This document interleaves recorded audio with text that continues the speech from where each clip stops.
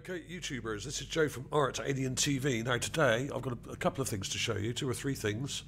This is the main thing that's on the cover, which you would have seen, of course, when you clicked on it. And this is it. It's a human face carved on a piece of rock that looks like it's been torn, literally torn, from some kind of structure, like a pillar or a wall or a building or something like that. Okay, and you can see it fairly clearly. It's not that obvious straight away because the raw image is black and white like this, right? And it's a bit pasty. You've really got to colorize it or brighten it up quite a lot to see it. But I've got the raw version down here. This is the raw Gigapan. It's only a small Gigapan, this one. So I've got the raw one here and an enhanced one here, which has been brightened up quite a lot. Okay, but you can see it in both of them. Here it is in black and white. This is as these, most of the images we get from Curiosity now are black and white. There it is. You can see it just there. You can see the nose, the mouth, 2 eyes. Looks like it's a man wearing a helmet.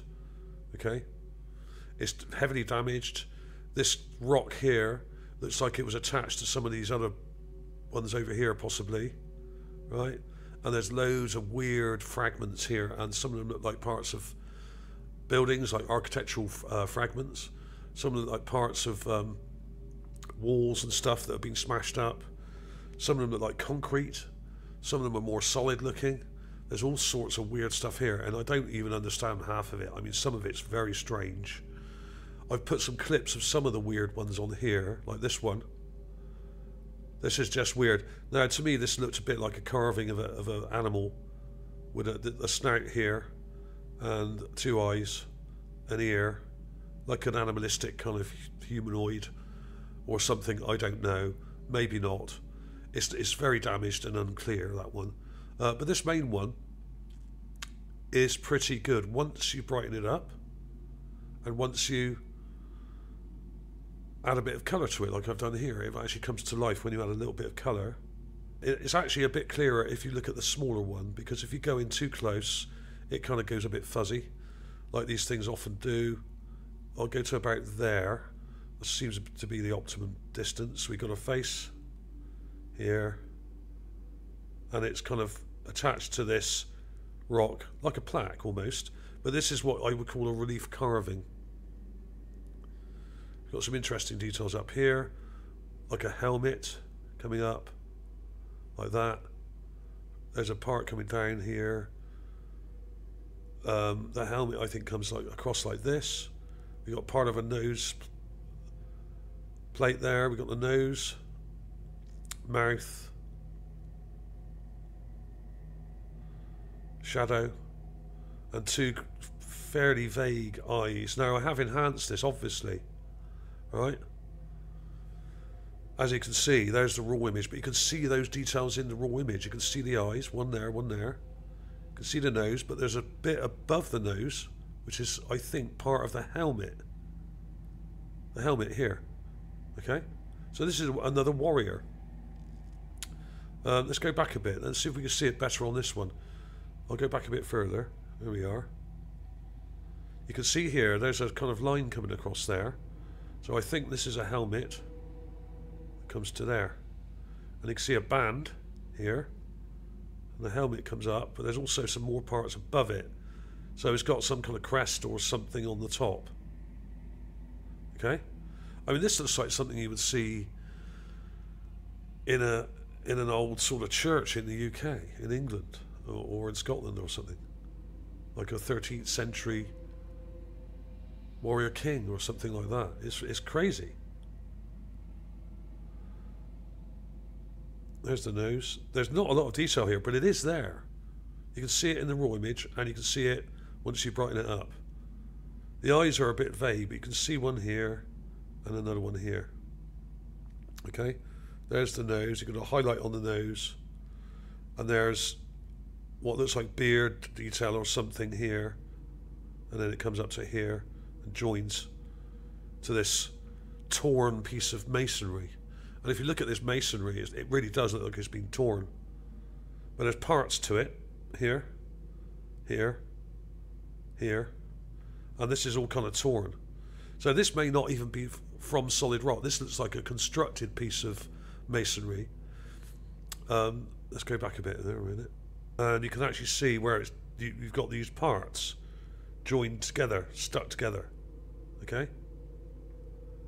So this, I don't think, is just a slab of rock that's being cut. This is part of a constructed wall or structure, because we have different parts to it stuck together like masonry would be. Okay. So this is construction. So there we are. It's not very clear, this one. It might be clearer to look at it on here, actually, and use the magnifier. If you've got a hover zoom magnifier, use that. Yeah, there we are. You can see it better now. There's the eyes. There's the nose. There's the mouth with the bottom lip there. And the face sort of comes down to here. And you can see the edge of it, like a plaque almost, attached here. It looks like an ear there. But it's attached to this. You can see a line coming down here where it's been cut into the rock face there. The face of this stonework. And then we've got these other parts of stonework behind it which are attached to it. So this is like three levels deep, this construction. So the wall would have had 3 rows of brick or stonework in this part anyway. It may have been even thicker. So this is part of a wall or structure that's literally been blown apart. And there's loads and loads of other fragments in the area which look really interesting. Some of them look a bit like statues or weird things. Like this was weird. I don't know if it's part of anything, but it's weird anyway. But this really does look like some kind of construction here that's been blown apart, because we have these parts here. I'll show you that with the magnifier as well. The magnifier is great. I mean, I use it all the time. But you've got to get the distance right. Sometimes you've got to go back a bit. There we are. It just helps you focus on things. We got this part here coming to here. This looks like a piece of masonry or structure. So we've got a squarish part here, which kind of is broken on the side, with a part in the middle of it, stuck in the middle. And then this here. So that looks really odd. That looks like some kind of object that was constructed, right? Then we got this weird foot-shaped thing. I don't know what to make of this at all. But this may have been part of a statue or structure. Very interesting, just sticking up like that. Really odd. Don't know what to make of that, really. So there we have it. The Mars human plaque. A nice one, that. And quite a nice shape. And some nice detail on the helmet there. If that's what it is. It looks like a helmet to me. Okay, there it is. But then we have this. Now, this was pointed out by somebody on Facebook in one of the Mars groups, and I was like, wow, that's really cool. We have this rock here, and it's got a nice flat edge on it, like quite a flat face to it. And like I've always said, if you're going to find glyphs on Mars, look for rocks with smooth, flat faces facing towards you. And that's exactly what this person has done. Right, now let's have a look at his version. Here's San's original version here. His find. So great find by San Kotvics here, really good. And there's a close-up. And in this version you can actually see those glyphs next to it as well, a lot more clearly. There's a row of them there and a row of them here, and this is just the larger symbol on the left, which is a letter A. Now the weird thing is, and I actually said this in the post, is that it's a similar font to others I have shown recently, other glyphs I've shown on Mars. Now these here are in Gale Crater. The ones, that letter A one I just showed you that San found, is in Jezero crater. These are 1,000 miles apart, okay? A long way apart. Yet we have a very similar font here, which looks remarkably like, even though this is heavily damaged, this one, remarkably like Times Roman or some of our fonts we use on our computers and in printing on Earth. Okay? So this is really, really crazy, and it shouldn't happen, but it has. And I don't understand why they look so similar to ours. Perhaps, and I'm going out on a limb here, perhaps a lot of our writing and a lot of our stuff does come from Mars. That would explain it. But how and when exactly, I don't know. But it's increasingly looking to me like the Atlantis or the Atlantean civilization on Earth may have come from Mars.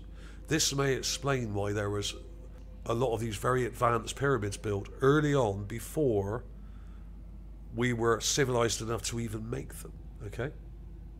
Going back. Now, the Great Pyramids on Earth and things like that, a lot of them may be way, way older than we're told. In fact, the pyramids at the Giza Plateau on Earth, the large pyramid there, I think it's called the Khafra Pyramid or something, the largest one at Giza, was already there when the Egyptians got there. The Egyptians didn't come from that area. They were immigrants from the Indus Valley area, which is quite a long way from there. And the pharaoh, Khafra, actually repaired it. He didn't build it, he just refaced it. It was damaged. A lot of the outer casing stones had come off, okay?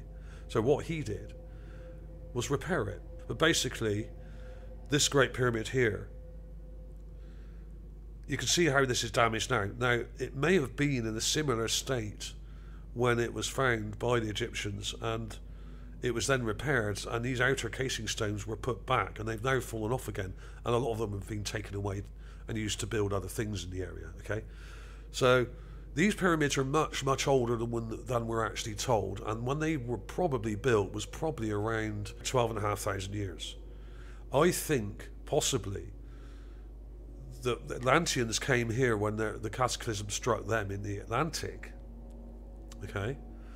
And they moved to various places like Mexico and Egypt and in the Far East as well, and built these huge structures.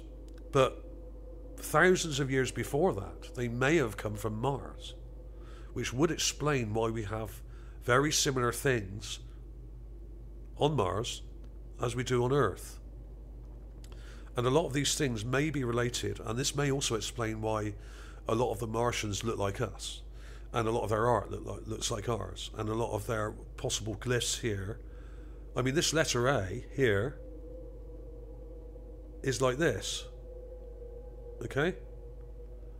It's like a Roman font, like Times Roman or something like that, because it has these parts at the bottom. And you can even see that in the raw image there. If you squint a little bit there, you can see those parts at the bottom of the A. So it's not just a straight A, it's got these little feet here. Okay? So any of you that know anything about graphics will know that this is common in some fonts. You have these kind of parts to a letter like this. You have these feet, right? Like this. And then you have a crossbar for the A like that, okay? That's very crude, but you get what I'm saying, okay? Now, I've worked in art and graphics and as an artist, mainly a portrait artist, but early on I was trained in graphics, and I was a sign maker, okay? Sign writer, sign maker, and I used to paint these letters, and my stepdad's father was also a grave engraver. He used to engrave names on gravestones, okay, tombstones, if you want to call them that.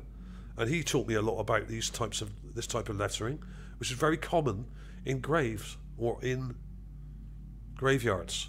This particular font that goes right back is a really old font, okay. I mean, we got thousands of fonts, but if you look on your software on your computer, you will find that you've got hundreds at least. I mean, let's have a look here at some of these, okay? Now, it's not like that, but it's similar, okay? Now, you could probably work out one that looks more similar. This is too wide, this font here. You can see it just there in the middle of the page, right? Let's go bigger so you can see it better, and I'll flip it so that it's white and black for you. and we'll see if we can find one that kind of matches up a bit better. Now, this is insane. Now, I never thought I would get to this point where we're seeing fonts on Mars which are similar to ours, but we are. Now, this may not be a letter A. This may be a letter that they use to represent something else. It may be more like a hieroglyph with a more pictorial, but we're only seeing the triangular shape of it and the crossbar and the feet. It's got a crossbar. It's got feet as well. Here, see. But I think the left and right parts of the A are approximately the same thickness on this one. Let's look at the clip here, because it's hard to see if you get too close. There it is. You can see the feet. You can see that this left side is slightly thicker, it seems, than the right side of the A. Right? It does kind of match up with some of the ones we have here. You get what I'm saying here. We're close to it, right? We're close to it. And let's get rid of that and see if I can make it darker. If I go really dark with this, that should stand out more.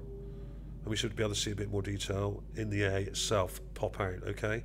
Let's go darker again. Now you're seeing these other glyphs here, right? See these shapes? And you can see that A, but if you get too close, it blurs out. You can see it now. Okay, let's go brighter. There we are. Now you can see it. And there's San's clip, just there, okay? So he's added contrast, just like I did. There's the normal clip. You can see it clearly, even in the normal clip there. And there is the more enhanced clip. And you can see these others just next to it. He's actually brought these out really well. There's something going on here. It's too kind of scrambled, really. But you can see like a P shape, another A shape, and there's lots of triangular ones here, like A's or V's or whatever. There's a G-shaped kind of one there. But of course, they wouldn't mean the same thing or represent the same letters as they do on Earth, surely. But if they've got similar fonts and similar letters, there's no reason why they shouldn't have similar fonts. Why shouldn't they? You know what I mean? They probably got hundreds. They probably had loads of fonts, but they may have had a common font in this area. But we see the similar font in Gale Crater as well, which is about 1,000 miles away, right, from this one. So this is mind-boggling, absolutely mind-boggling, why they would have similar fonts to us. But it looks like they do. And I really don't quite understand how, but there seems to be some kind of connection. And a lot of people are thinking that now. A lot of people are thinking they came to Earth when Mars was destroyed, okay? And that would explain why a lot of our stuff is the same, because actually it was brought from Mars. Maybe our languages are, maybe a lot of our writing is, a lot of our architecture and mathematics and other things like geometry, perhaps, astronomy maybe.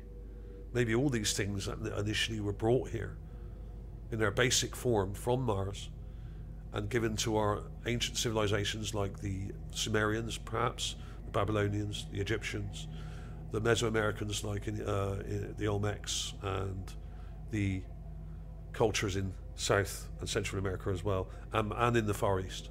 Who knows? But maybe they came to Atlantis, took it to Atlantis, and then when Atlantis was destroyed, then they moved to these areas like Egypt, Central America, Asia, and took these things with them.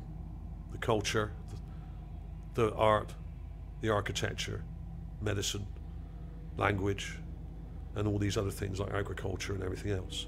So that may have all come from Mars initially to Atlantis, and then from Atlantis, when that went down, to these other central areas of civilization around the Earth. Okay? Maybe that's true. Who knows? A shout out again to San Kotvics for finding this. This is really interesting and ties in very closely to what I've been showing in the last few years as well. Okay? And who would know? Who would have thought there would be fonts being used on rocks in carvings on Mars that are very similar to our Roman fonts here on Earth. Who would have thought that? Absolutely unbelievable. Okay, thanks for watching. I'll see you soon.